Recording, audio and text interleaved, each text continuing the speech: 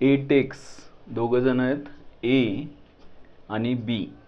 8 takes 6 days less than the time taken by बी.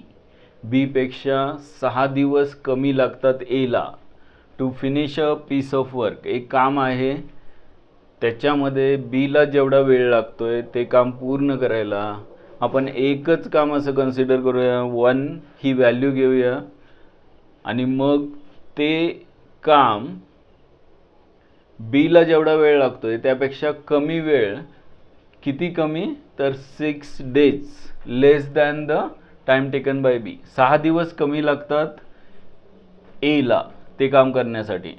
आणि मग पुढे सांगितलंय if A and B both together can finish it in 4 days. दोघं एकत्र काम करत असतील तर ते काम किती दिवसामध्ये होत आहे तर 4 दिवसामध्ये पूर्ण होत आहे. बीचं वर्क फाइंड करायचं आहे. बीला ते काम पूर्ण करण्यासाठी किती वेळ लागेल फाइंड करायचं आहे. सुरुवात करूया. बीला किती टाइम लागेल ते x डेज घेता येतील आपल्याला. आणि असंही ते सांगितलेलं आहे की बीला जेवढा वेळ लागतोय त्यापेक्षा कमी, किती दिवस कमी, 6 days कमी एक्सला टाइम लागतोय एक काम पूर्ण करण्यासाठी, फिनिश करण्यासाठी. क्वेश्चन लिहून घेतलं का बघा.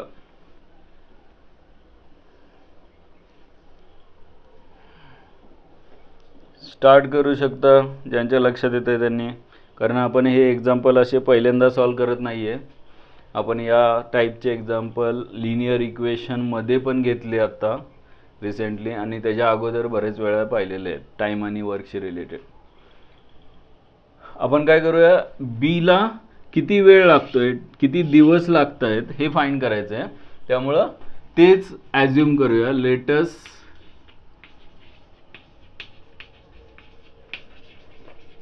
that assume that B time taken by B to finish the work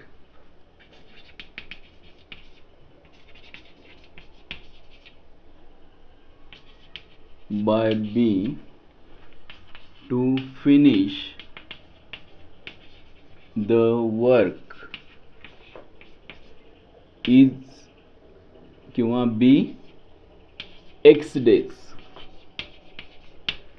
बीला एक काम पूर्ण करायला x दिवस लागतात असं कन्सिडर केल्यानंतर देअरफॉर एला किती दिवस लागणार आहेत तर 6 दिवस कमी लागणार आहेत. म्हणजेच देअरफॉर ए कॅन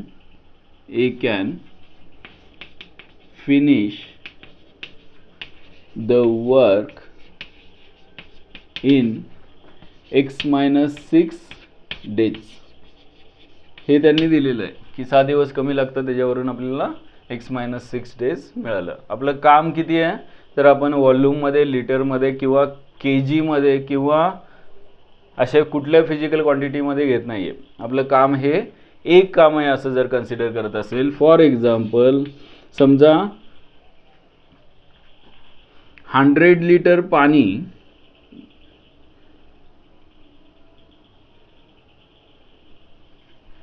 तुम्हाला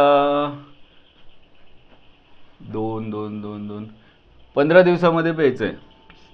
100 लिटर पाणी 15 डेजमध्ये प्यायचं आहे. तर एका दिवसामध्ये किती पाणी पिणार, किंवा 20 डेज घेऊया, इझी पडेल. 20 डेजमध्ये 100 लिटर पाणी प्यायचं आहे. तर एका दिवसामध्ये किती पाणी पिणार आहे तर डिवाइड बाय 20 म्हणजेच 5 लिटर ना. 0 कॅन्सल झाला, 2 5 लिटर. 5 लिटर पाणी एका दिवसात. थोडक्यात असं की जेवढं आपल्याला 20 डेजमध्ये करायचं आहे त्या कामाला 20 डेजने डिवाइड केल्यानंतर एका दिवसाचं काम मिळेल. थोडक्यात असं की हे जे काही काम आहे, जे आपण one work, a piece of work म्हणलेलं आहे सरळ त्यांनी, अ पीस ऑफ वर्क, याची क्वांटिटी किती घेऊया तर लिटरमध्ये, किलोग्रॅममध्ये, मीटर क्यूबमध्ये काही नाही. तर एक काम करायचं आहे जे ए जो आहे तो x-6 डेजमध्ये करणार आहे. तर एला एका दिवसात किती काम करता येईल, एचं एका दिवसातलं काम किती येणार, एज वर्क इन 1 डे. हे सगळ्याचं कॅल्क्युलेशन एका दिवसात आल्यानंतर पुढचा सगळा खेळ करायला आपल्याला सोपं जाणार आहे. एका दिवसातलं काम किती होईल? एचं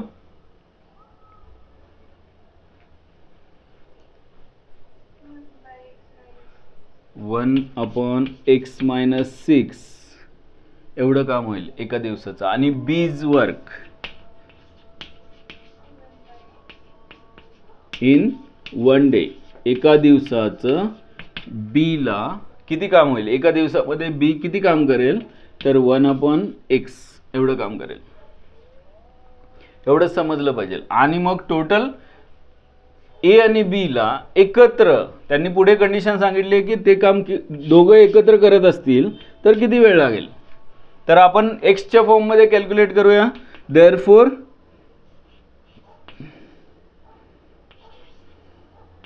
ए अँड बी वर्क, दोघांचं टुगेदर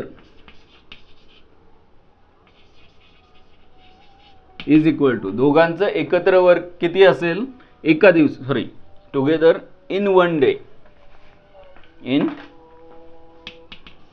1 डे एका दिवसातलं काम किती असेल? तर 1/x प्लस 1/x-6 एवढं काम असेल. आणि त्यांनी सांगितलेलं आहे ते काम पूर्ण करायला, दोघांना एकत्र ते काम पूर्ण करायला किती दिवस लागतात? 4 दिवस लागतात. तर मग एका दिवसामध्ये दोघं किती काम करतील सांगा? But given that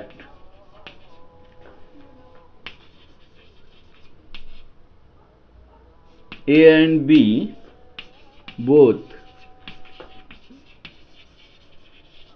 together can finish a work in 4 days. Actually एवढं सगळं न लिहिता डायरेक्ट लिहिलं असतं 4 दिवस लागतात. देअरफॉर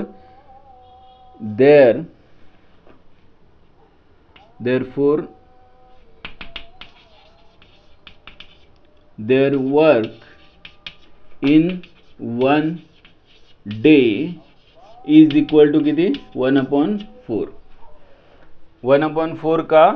तर एक काम पूर्ण करण्यासाठी जर 4 दिवस लागत असतील तर एका दिवसामध्ये दोघांना एकत्र काम करायला 1/4 डेज लागणार आहेत. जेवढा टाइम असेल त्यांनी काय करायचं? टोटल कामाला डिवाइड करायचं. काम किती आहे? 1 युनिट आपण कन्सिडर केलेलं आहे.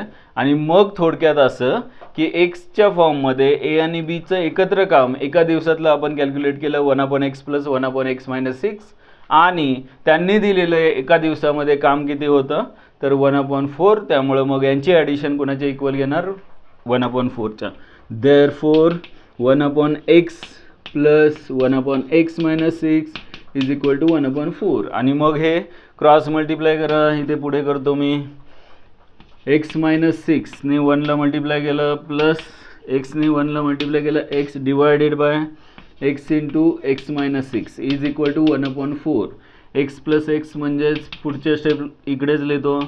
2x-6 होईल. 2x- इज इक्वल टू हा 4 इकडे मल्टिप्लाय होईल. इथे 4 मल्टिप्लाय करतो. 4 इंटू 2x-6 आणि x इंटू x-6 म्हणजे x²-6x इकडे 1 ला मल्टिप्लाय होणार आहे. x²-6x म्हणजेच आपल्याला क्वाड्रॅटिक इक्वेशनच्या जवळ येतोय आपण. इथे 4 ने मल्टिप्लाय केल्यानंतर 4 to the 8x minus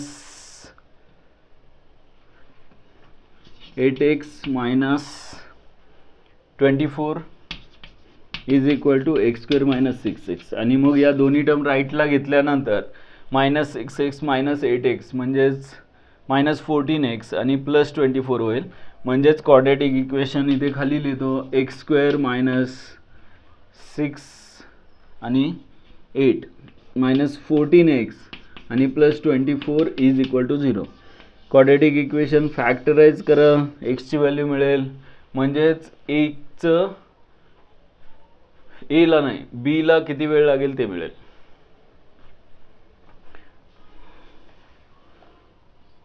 एक्सची value किती येते बघा.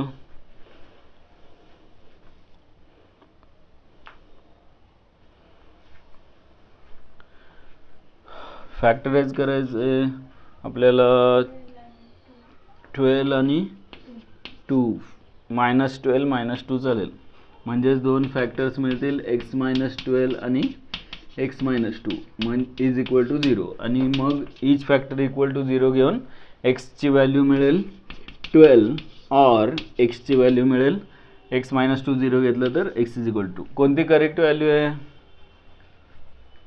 x म्हणजे b ला लागणारा वेळ आहे आणि b पेक्षा a ला किती वेळ कमी लागतोय? तर 6 दिवस कमी लागतोय, म्हणजे b ला 2 डेज, एवढ्या 2 दिवसामध्ये b चं काम होणं शक्य नाही आहे. का तर 2 दिवसात हे काम होणार असेल तर ह्याला 6 दिवस कमी कसे लागतील? त्यामुळं मग x is not equal to 2, therefore x ची व्हॅल्यू 12 असेल तर मग a चं काम विचारलंय, b चंच विचारलंय, therefore x is equal to 12 बरोबर आहे. Therefore b can finish time taken by b to finish the work, वर्डमध्ये लिहा शेवटी आन्सर की the time taken by b to finish a piece of work is 12 days. Question लिहिलंय का बघा सगळ्यांनी? एक 2-3 क्वेश्चन फक्त राहील आहे, त्यातले जास्त नाही आहेत पण आहेत ते खूप महत्त्वाचे आहेत आणि छान आहेत.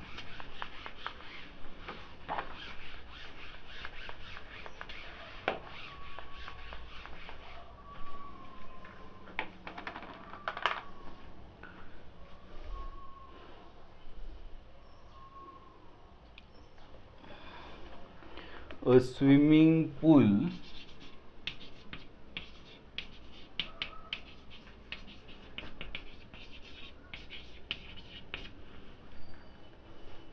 is filled with 3 pipes.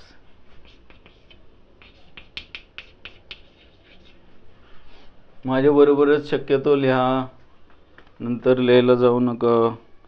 प्रश्न पूर्ण बघितल्यावर लिहायची इच्छा होणार नाही. filled with 3 pipes.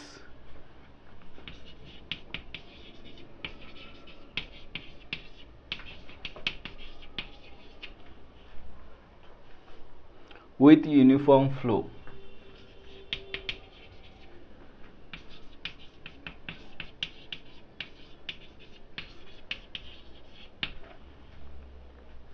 First 2 pipes operating simultaneously. The first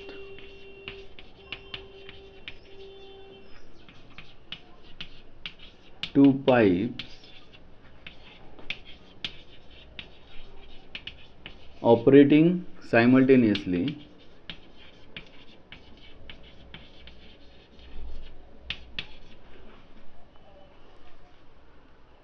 fill the pool in the same time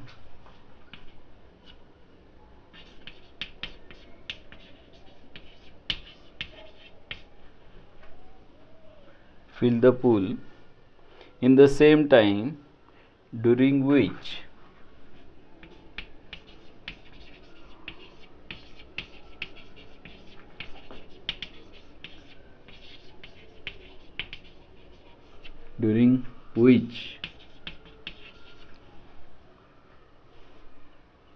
the pool is filled by the third pipe alone.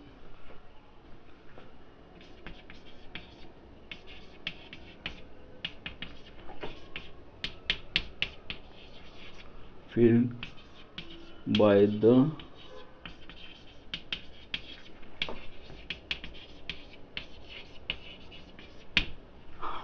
pipe alone. The second pipe fills the pool 5 hours faster. आता question हे झालं का बघा सगळ्यांचं?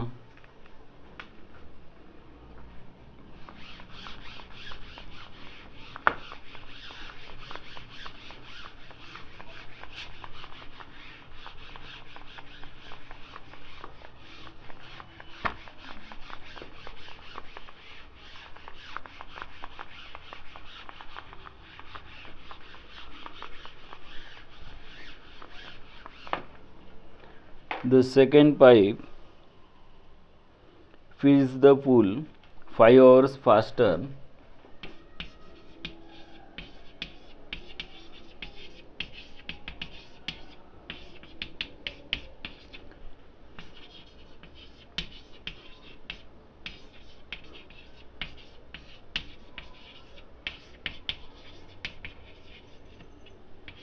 faster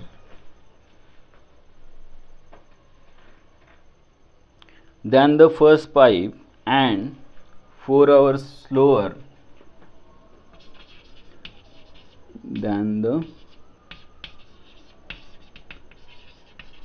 first pipe and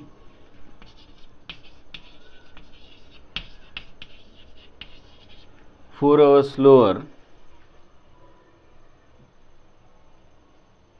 than the third pipe.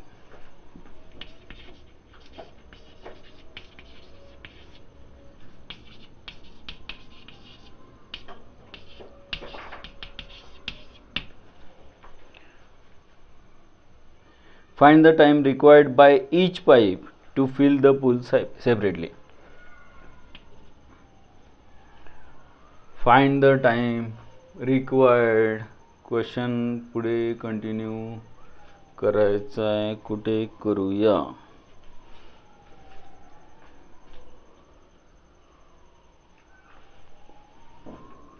इथे लिहितो find the time required by each pipe to fill the pool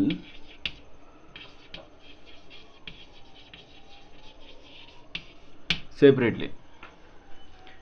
असा एवढासा question आहे.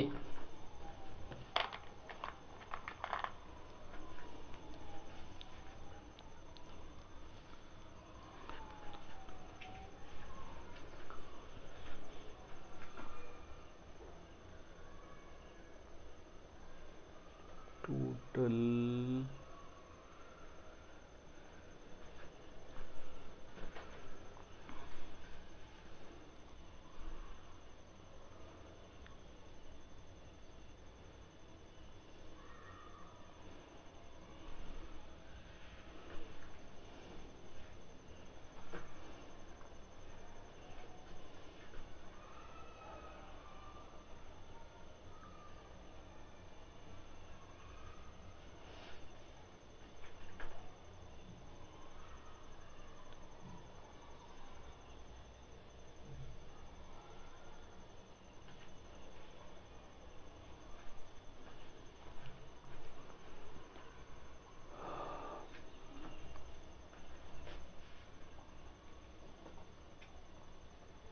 हां काय करूया, सुरुवात कुठून करायची सांगा. विचार करताय का बघा. सुरुवात केली असेल तरी चालेल.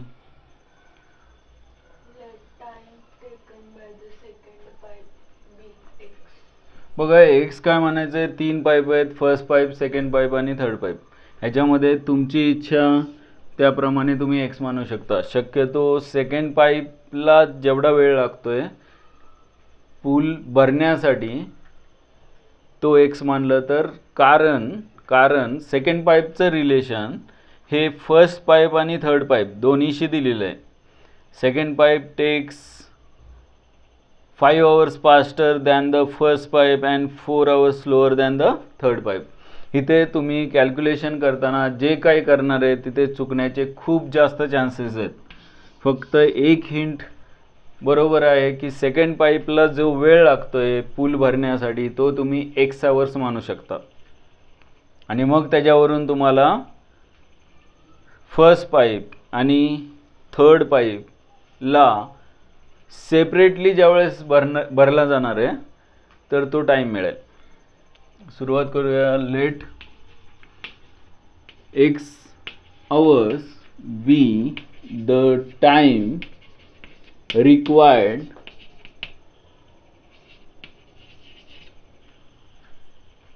for the second pipe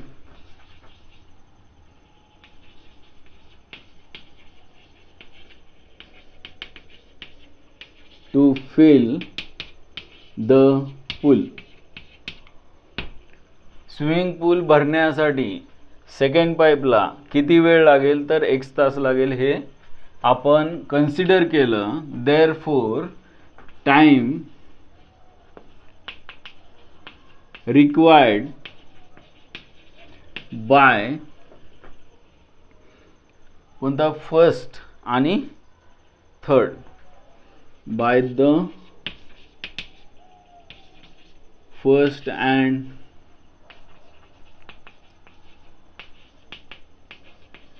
pipe B respectively काय असेल सांगा. इथे फाईंड पासून मी इकडे उभी रेषा ओढतो म्हणजे तुमच्या लक्षात येईल.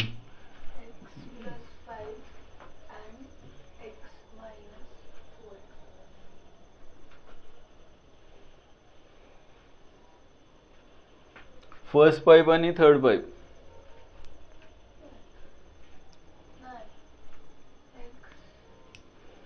सेकंड पाईपला जर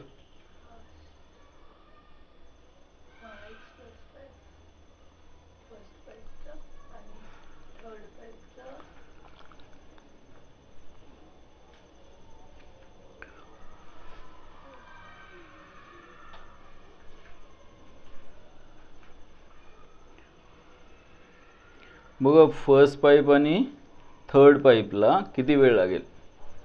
लिहिलं का सगळ्यांनी बरोबर लिहिलंय का बघा.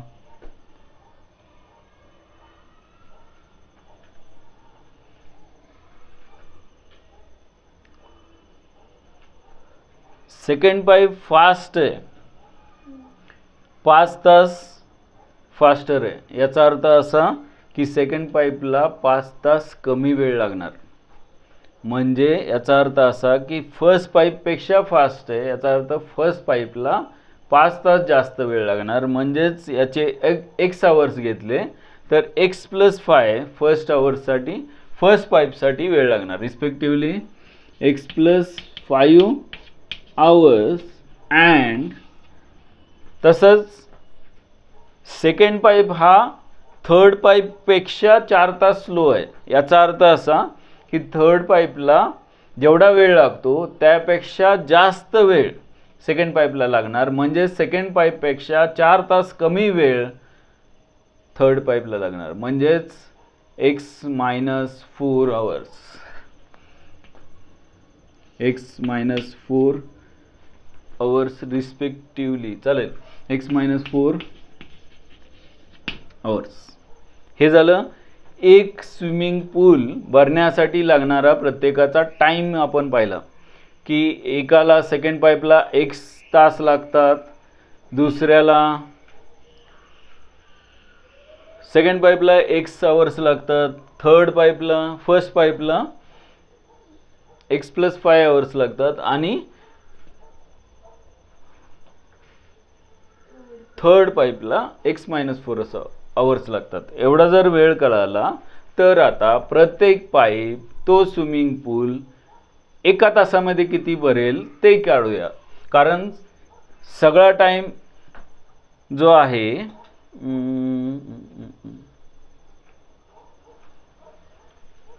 त्यांनी पुढे अजून काही सांगितलेलं नाही, नाही का.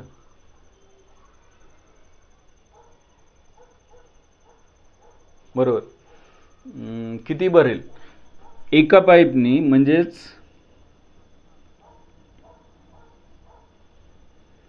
therefore swimming pool is filled by first, second and third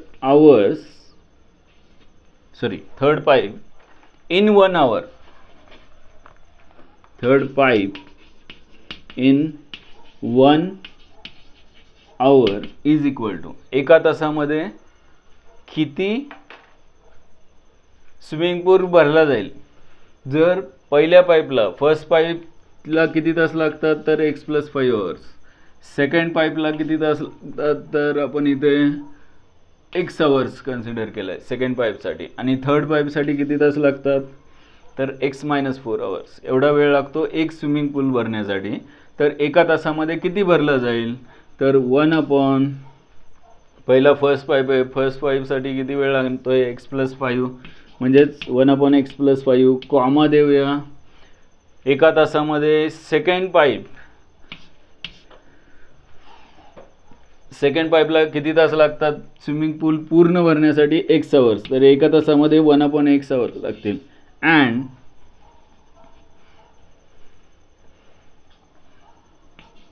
बी म्हणूया 1/x - 4.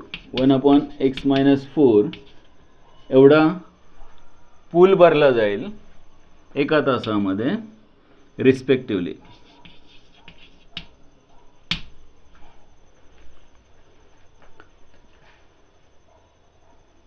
बरोबर आहे का? एका तासामध्ये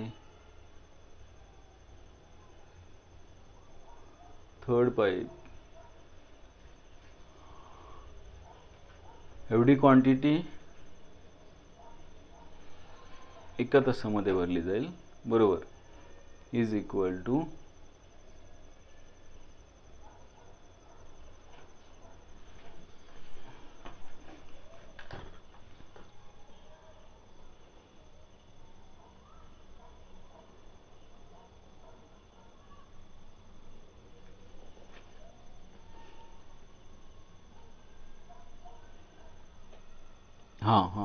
सॉरी. आणि मग त्यांनी इक्वेशन कुठून तयार होणार? तर त्यांनी गंमत सांगितलेली आहे ही सुरुवातीला या राहिलेल्या पार्टमध्ये, वरच्या पार्टमध्ये काय सांगितले बघा.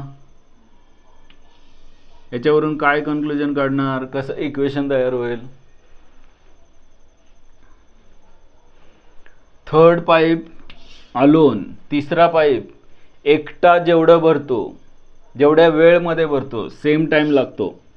तिसऱ्या पाईपला एकट्याला भरण्यासाठी जेवढा वेळ लागतो तेवढाच same time simultaneously 2 pipes first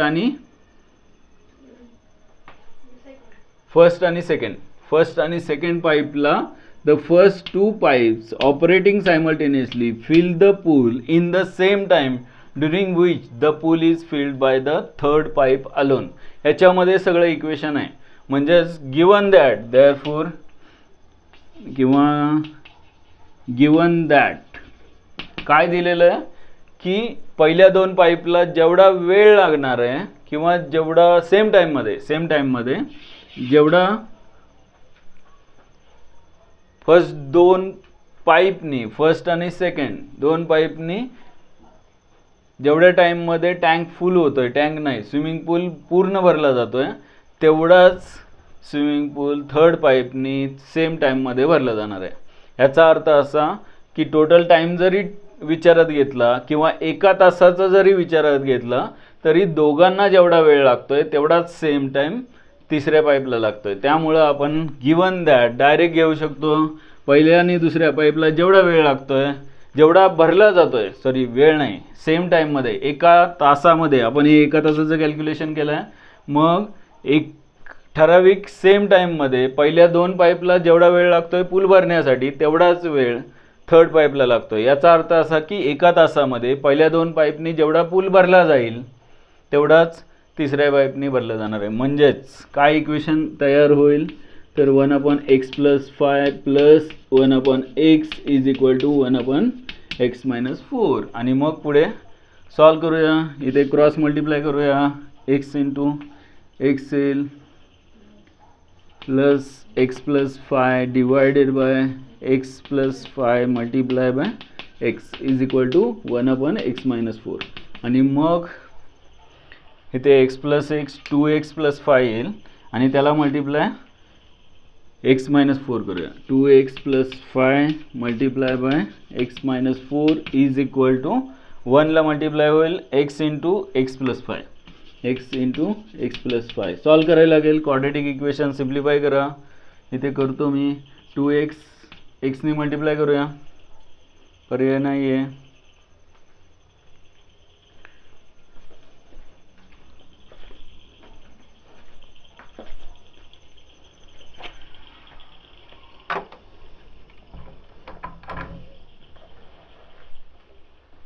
ठीक आहे, मल्टिप्लिकेशन करूया. x ने अगोदर मल्टिप्लाय करतो. 2x ला मल्टिप्लाय केल्यावर x × 2x किंवा 2x नेच करूया इकडूनच. 2x × x म्हणजे 2x² minus 2x into -4 -8x आणि +5 ने मल्टिप्लाय केलं तर +5x -5 4 = 20 is equal to right साईडला x² + 5x येईल. आणि मग सगळ्या टर्म एका बाजूला घेऊया, लेफ्टला घेऊया शक्यतो. x² 2x² मधून मायनस केल्यावर x² राहणार आहे. त्यानंतर -8 + 5x दोन्ही साईडला कॅन्सल झाले म्हणजे -8x राहील आणि -20 फक्त इज इक्वल टू 0. आणि मग क्वाड्रेटिक इक्वेशन आलेलं आहे. प्रोडक्ट किती आला पाहिजे 20. 10 to the 20 का -10 + 2 चालेल का बघा. आणि मग दोन फॅक्टर्स x - 10 आणि x + 2. त्याच्यामध्ये पॉझिटिव्ह एक्सची व्हॅल्यू असणार आहे कारण आवर्स निगेटिव्ह नसतात. x - 10 आणि x + 2 आणि इक्वल टू 0. आणि मग x - 10 जर इक्वल टू 0 घेतला तर x ची व्हॅल्यू 10 आवर्स येईल आणि x + 2 इक्वल टू 0 घेतला तर x ची व्हॅल्यू -2 येईल, जी नको आहे. त्यामुळं मग x ची व्हॅल्यू x - 10 इक्वल टू 0 घेऊन x ची व्हॅल्यू काय येईल 10 आवर्स आणि x + 2 इक्वल टू 0 घेतला तर x ची व्हॅल्यू -2 येते which is not equal to लिहा. आणि मग शेवटी वर्बल फॉर्ममध्ये वर्डमध्ये आन्सर लिहा. x म्हणजे कोणाला लागणारा टाईम जो विचारला आहे तिघांचं विचारलं की रे, इथे विचारलं आहे. Find the time required by each pipe to fill the pool separately. आणि मग x म्हणजे कोणाचं मानलं होतं सेकंड पाईप. सेकंड पाईपला जर 10 आवर्स 10 तास लागत असतील तर त्यापेक्षा जास्त तास फर्स्ट पाईपला लागणार आहेत. 5 तास जास्त म्हणजे 15 आवर्स लागतील आणि त्यापेक्षा कमी 4 तास कमी थर्ड पाईपला लागणार आहेत. x - 4 म्हणजे 10 - 4 6 आवर्स. म्हणजे फायनल आन्सर तुमचं इथे छानपैकी लिहितो मी फर्स्ट सेकंड आणि थर्ड पाईपला. इथे सेकंड पाईपला 10 आवर्स येईल जी एक्सची व्हॅल्यू मिळाली. फर्स्ट पाईपला लागणारा टाईम हा x + 5 आहे. 10 + 5 म्हणजे 15 आवर्स आणि 10 - 4 म्हणजे 6 आवर्स फर्स्ट सेकंड आणि थर्ड. आणि मग परत एकदा आन्सर आल्यानंतर परत एकदा क्वेश्चनकडे बघायचं की सेकंड पाईपला कुठं गेलं. सेकंड पाईपला 5 तास फास्ट आहे फर्स्ट पाईपपेक्षा. सेकंड पाईप फर्स्ट पाईपपेक्षा फास्ट आहे म्हणजेच टाईम जास्त लागणार फर्स्ट पाईपला. सेकंड पाईपला कमी लागणार. फास्टर आहे म्हणजे टाईम कमी लागतो, डिस्टन्स जास्त कव्हर होतं, तसं टँक पण जास्त भरला जातो.